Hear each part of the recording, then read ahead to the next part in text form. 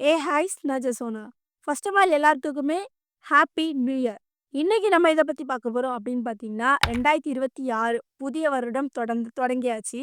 இந்த 2026ல என்னென்னலாம் நடக்கும் அப்படிங்கிற மாதிரி பாபா வாங்காவோட கணிப்ப பத்தி தான் பார்க்க போறோம். இந்த வீடியோக்குள்ள போறதுக்கு முன்னாடி இந்த வீடியோ பத்தின கருத்து ஏதாவது உங்களுக்கு இருந்துச்சுன்னா, தாராளமா கமெண்ட்ல சொல்லுங்க. ஏன்னா உங்களுடைய கமெண்ட்ட பார்த்துட்டு நாங்க நெக்ஸ்ட் வீடியோ இன்னும் பெஸ்ட்டா எடுக்கிறதுக்கு ரொம்பவே யூஸ்ஃபுல்லா இருக்கும். வாங்க வீடியோக்குள்ள போய் பார்த்து தெரிஞ்சுக்கலாம்.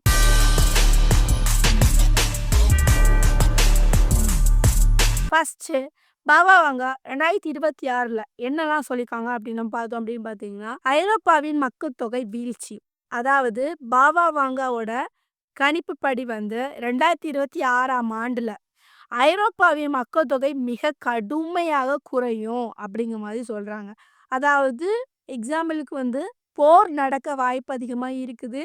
இல்லன்னா அந்த ஐரோப்பால வந்து அதிகமா வந்து மக்கள் நோய்வாய்ப்பட்டு இறப்பாங்க. இதனால நெறைய பேர் வந்து வேற இடங்களுக்கு, வேற பிளேஸ்க்கு போவாங்க. ஆ மக்கள் நெறைய பேர் இறக்கதுனால, மக்கள் தொகை அங்க ஐரோப்பால வந்து கம்மியா இருக்கும். அப்படிங்கிற மாதிரி பாபா அவங்க வந்து கணிச்சிருக்காங்க. அடுத்ததா என்ன சொல்லியிருக்காங்க அப்படின்னு பார்த்தீங்கன்னா, விஞ்ஞானிகள் வந்து ஒரு புதிய மற்றும் சக்தி வாய்ந்த ஆற்றல் மூலத்தை வந்து கண்டுபிடிப்பாங்க. உதாரணத்துக்கு ஹீலியம் 3 அப்புறம் நியூக்ளியர் அப்படிங்கிற மாதிரி சொல்லலாம். அதாவது இது கண்டுபிடிச்சாங்கன்னா என்ன யூஸ் அப்படின்னு பார்த்தீங்கன்னா, அணு உலைக்காக அதிகமா பயன்படும். அது மட்டும் இல்லாம விண்வெளி ஆராய்ச்சிக்காகவும் இது வந்து முக்கியமா பயன்படும். குறிப்பா ஒரு சுத்தமான மின்சாரம் நமக்கு வந்து கிடைக்க வாய்ப்பு இருக்குது. வாகனங்கள் இந்த மாதிரி எல்லாத்துக்குமே இது யூஸ்ஃபுல்லா தான் இருக்கும். இத வந்து 2026ல கண்டுபிடிப்பாங்க அப்படிங்கிற மாதிரி பாபா வாங்கா வந்து கணிச்சிருக்காங்க. அடுத்ததாட்டு என்ன சொல்லியிருக்காங்க அப்படின்னு பார்த்தீங்கன்னா, விண்வெளி பயணம் மற்றும் செவ்வாய்க்கோள். அதாவது 2026ல செவ்வாய்க்கோளுக்கு போறதுக்காக என்னலாம் முன்னேற்பாடாட்டு பண்ணணுமோ எல்லாமே நடக்கும்.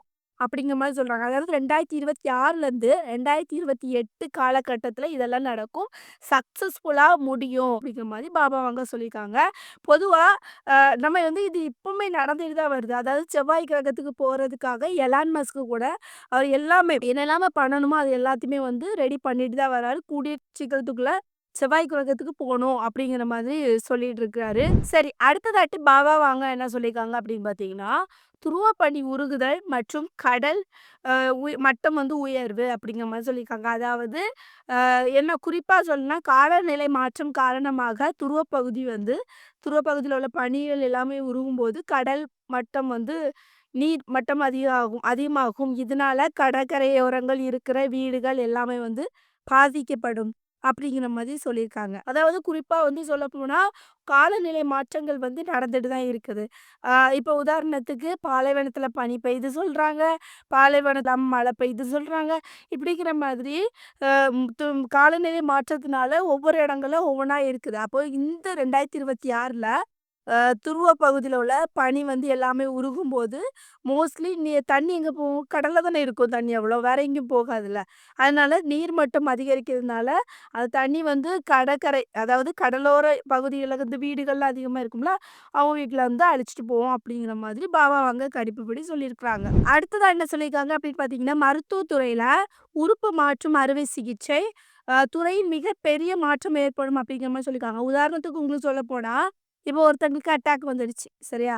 அப்ப அவங்களுக்கு வந்து ஹார்ட் மாற்றி ஆகணும் அப்படிங்கிற மாரி சொல்லும்போது, ஒவ்வொரு டைம்லும் ஹார்ட் எங்க கிடைக்கும் அப்படிங்கிற மாரி வெயிட் பண்ணி தான் பார்க்கணும். அவங்களுக்கு பிளட் என்னெல்லாமோ வந்து செட் ஆனா மட்டும் தான் ஹார்ட்ட தூக்கி வைக்க முடியும். அவங்களுடைய கண்டிஷன பொறுத்து எல்லாமே அப்படிதான் பண்ண முடியும்.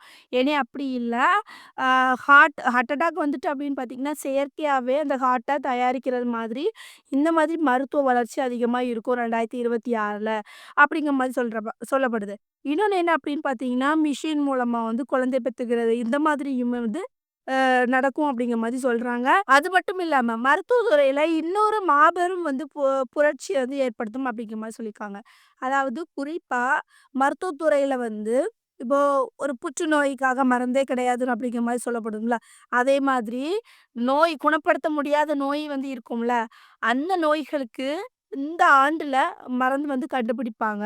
அப்படிங்கிற மாதிரி பாபா வாங்கா வந்து கணிச்சிருக்கிறாங்க. அடுத்ததாட்டு என்ன சொல்லியிருக்காங்க அப்படின்னு பார்த்தீங்கன்னா, செயற்கை நுண்ணறிவின் ஏஐ ஆதிக்கம் வந்து அதிகமா இருக்கும் 2026ல அப்படிங்கிற மாரி சொல்லியிருக்காங்க.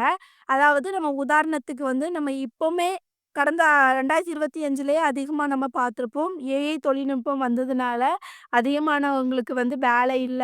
ஏன்னா எல்லா ஏஐயே பார்த்துறதுனால வேலை இல்லாம அவங்க திண்டாட்டம் ஆடுனாங்க. இந்த மாரி சம்பவங்கள் நெறைய நம்ம கேள்விப்பட்டுட்டு தான் இருந்தோம். 2026ல அசால்ட்டா இருக்கும் அப்படிங்கிற மாதிரி பாபா வாங்கா வந்து கணிச்சிருக்கிறாங்க. அடுத்ததா என்ன அப்படின்னு பார்த்தீங்கன்னா, இயற்கை பேரிடர்கள். அதாவது பூமியில ஏற்படும் எதிர்பாராத இயற்கை மாற்றங்களாக என்னாகும் அப்படின்னு பார்த்தீங்கன்னா, அ நிலநடுக்கம் அதிகமா ஏற்படும். புயல் வந்து அதிகமா தாக்கப்படும்.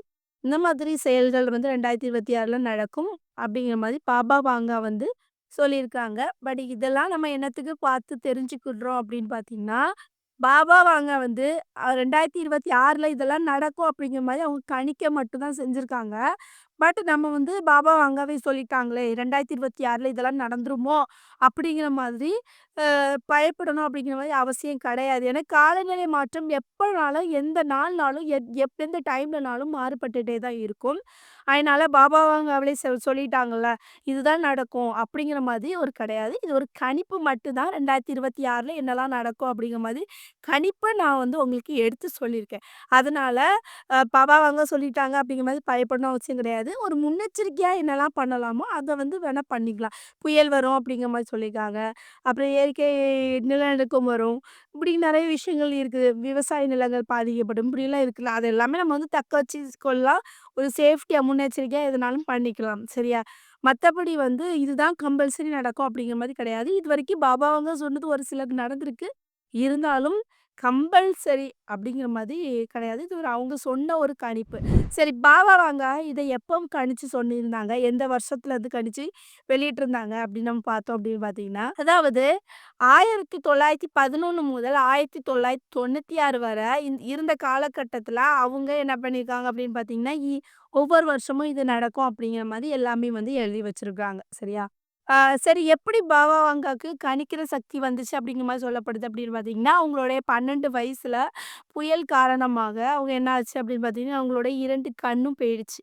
அதுக்கு அப்புறத்துலருந்து தான் இவங்க வந்து எதிர்காலத்துல வந்து என்னலாம் நடக்கும் அப்படிங்கிற மாரி கணிக்கிற சக்தி வந்துச்சு அப்படிங்கிற மாரி சொல்லிட்டு இருக்காங்க. அது வந்து உண்மையா ஒரு கட்டுக்கதையா அப்படிங்கிற மாரி தெரியல. பட் வந்து கணிக்கிற சக்தி அதனால தான் வந்துச்சு அப்படிங்கிற மாரி சொல்றாங்க. அதுக்கு அப்புறத்துலருந்து பாபா அவங்க என்ன பண்றாங்க அப்படின்னு பார்த்தீங்கன்னா, குறிப்பா அவங்களோட 12 வயசுல நடக்குது. அவங்க இறக்கும் வரைக்குமே என்ன பண்ணுவாங்க, அவங்க ஒவ்வொரு வருஷத்துல என்ன நடக்கும் அப்படிங்கிற மாரி கணிச்சு அவங்க வந்து எழுதி வச்சிருந்திருக்காங்க. அதாவது குறிப்பா 1996 வரையில அவங்க இறக்கும் வரைக்கும் அவங்க வந்து எழுதப்பட்டதாட்டு சொல்லப்படுது அப்படிங்கிற மாரி சொல்றாங்க. எத்தன வருஷத்துக்கு அப்படின்னு பார்த்தீங்கன்னா, அடுத்த 3000 வருஷத்துக்கு மேலாக கிபி 5029 வரைக்கும் அவங்க வந்து எழுதி வச்சிருக்கதாட்டு எல்லாருமே வந்து சொல்லிட்டு இருக்கிறாங்க. சரி, இந்த வீடியோ பார்க்குற உங்க எல்லாத்துக்குமே 2026ல என்ன நடக்கும் அப்படிங்கிற மாதிரி பாபா வாங்கா அவங்க கணிச்சிருக்க விஷயங்கள வந்து உங்களுக்கு நான் வந்து தெளிவா சொல்லி புரிய வச்சுட்டேன். சரி இந்த வீடியோ பார்க்குற நீங்க இத பத்தி என்ன நினைக்கிறீங்க? 2026ல பாபா வாங்கா இந்த மாதிரி கணிச்சிருக்காங்கல்ல. இதெல்லாம் உண்மையா இருக்குமா? இல்லன்னா பொய்யா இருக்குமா? இதெல்லாம் உங்களுடைய கருத்த வந்து கமெண்ட்ல சொல்லுங்க. மேலும் உங்களுக்கு ஏதாவது ஒரு வீடியோ தெரிஞ்சுக்கணும் ஆசை இருக்கு அப்படின்னு பார்த்தீங்கன்னா, கமெண்ட்ல சொல்லுங்க. நெக்ஸ்ட் ஒரு வீடியோல சந்திக்கிறேன். பாய்.